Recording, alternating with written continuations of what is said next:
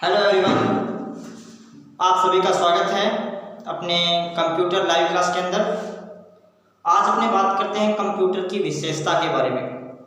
विशेषता जिसे प्रॉपर्टीज़ कहते हैं। प्रॉपर्टीज़, कंप्यूटर की क्या विशेषता है जिसके कारण कंप्यूटर पूरे विश्व भर में इतना फैला हुआ है, हर क्षेत्र के अंदर इसका उपयोग होने लगा है। किन कारणों से यह आज अपना कार्य क्षेत्र इतना फैला चुका है, इन बातों में अपने ध्यान देंगे आज। तो सबसे पहले अपनी बात करते हैं कंप्यूटर की विशेषताओं में। प्रॉपर्टीज नंबर 1 पे है गति या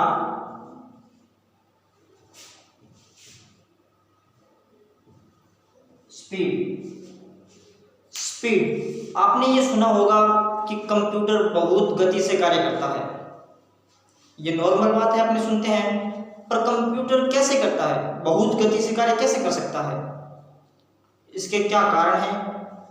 तो कंप्यूटर बहुत गति से कार्य करता है, सिर्फ गणनाओं से संबंधित अधिक जो कार्य है वो यही करता है कि सर्वाधिक कार्य वो गणनाओं के संबंधित ही करता है, जिसकी उसकी स्पीड होती है बहुत अधिक। वर्तमान के अंदर जो स्पीड है, वर्तमान में 3GHz यह स्पीड वर्तमान में है, अर्थात गीगा हर्ट्ज। गीगा हर्ट्ज क्या होता है?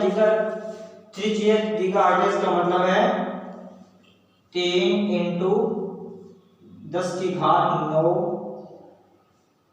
पर सेकेंड।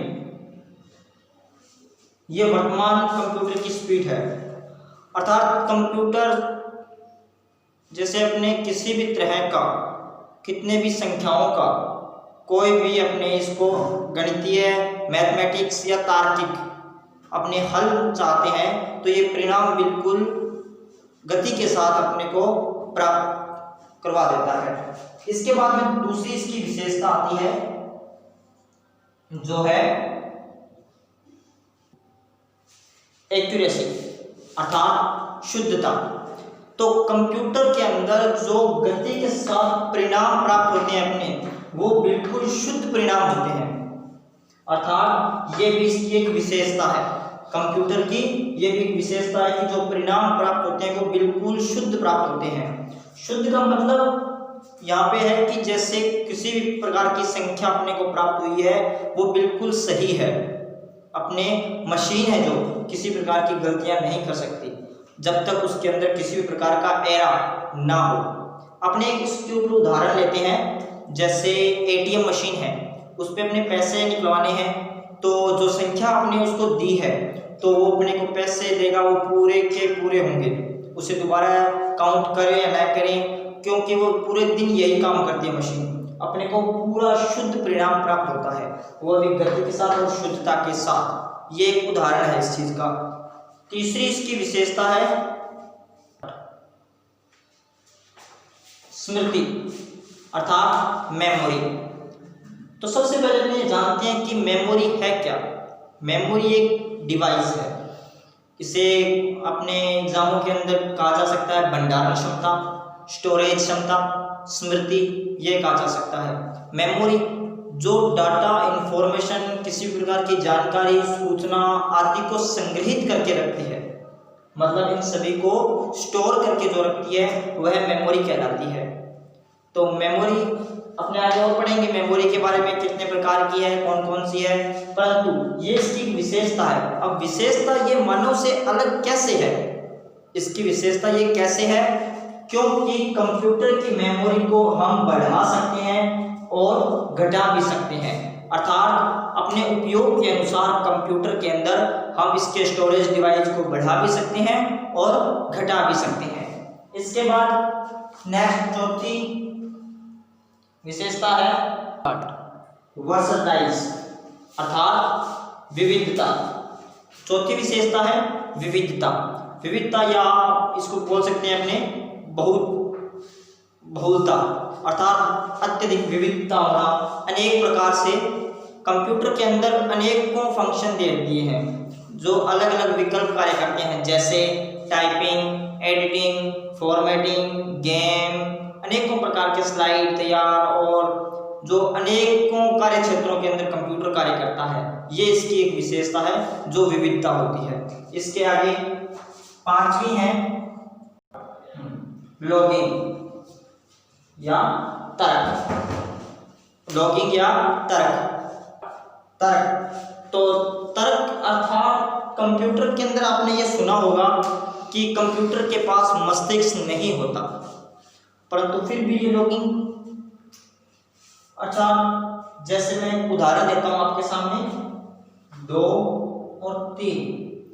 कंप्यूटर आपको ये बता देगा कि 2 छोटा है 3 से, अर्थात इसके अंदर तर्क करने की शक्ति है।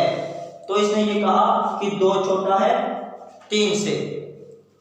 मानव के बाद अगर कोई किसी में तुलना कर सकता है तो वो कंप्यूटर है।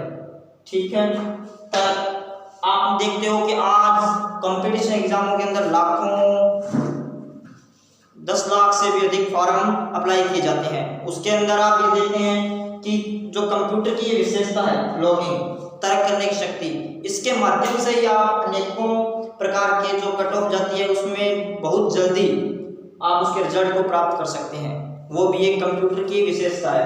एक बार इसको समझने की कोशिश करें। लॉगिंग अर्थात ये है कि जैसे एक एग्जाम है, उसके अंदर 1 लाख फॉर्म भरे गए हैं। अगर उन कापियों को मानव द्वारा चेक किया जाए, क्या वो गति से तैयार हो सकती है?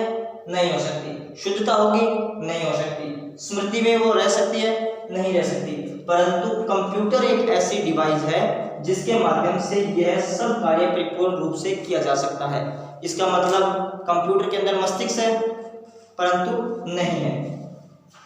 अब एक नोट लगा के लिखिए,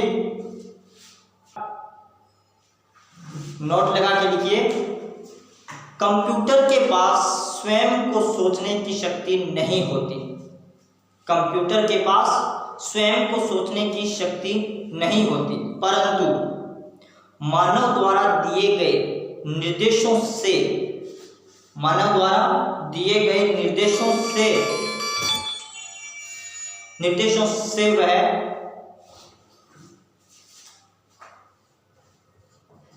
निर्णय ले सकता है। जो मानव उसको निर्देश देता है उसके माध्यम से ही वह निर्णय ले सकता है। ये अक्ष लिख लेना। इसके बाद में अपने बात करते हैं, अब अपने बात करते हैं कंप्यूटर की परिभाषा।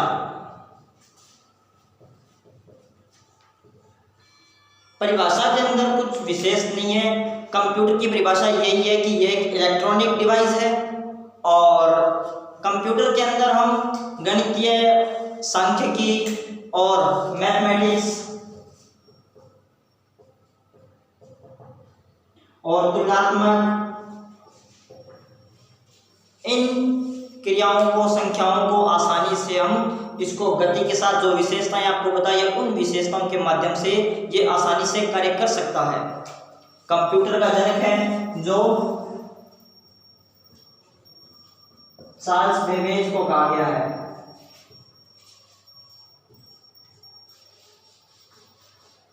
कंप्यूटर का जनक चार्ल्स बेबेज को कहा गया है। इसके साथ जो आपको बताई गई ये विशेषताएं उन्हें एक बार फिर से आप देखें सभी को। और कंप्यूटर की परिभाषा जो आपको बताई है ये एक इलेक्ट्रॉनिक डिवाइस है और इसके अंदर हम गणितीय, सांख्यिकी और तुलनात्मक जो भी क्रियाएं हैं वो आसानी के साथ कर सकते हैं। ये मानव जीवन के लिए बहुत ही उपयोगी डिवाइस बन गया है। और इसके साथ आगे अपने बात करेंगे कल नए टॉपिक के साथ। इसी के साथ गुड नाइट, थैंक यू।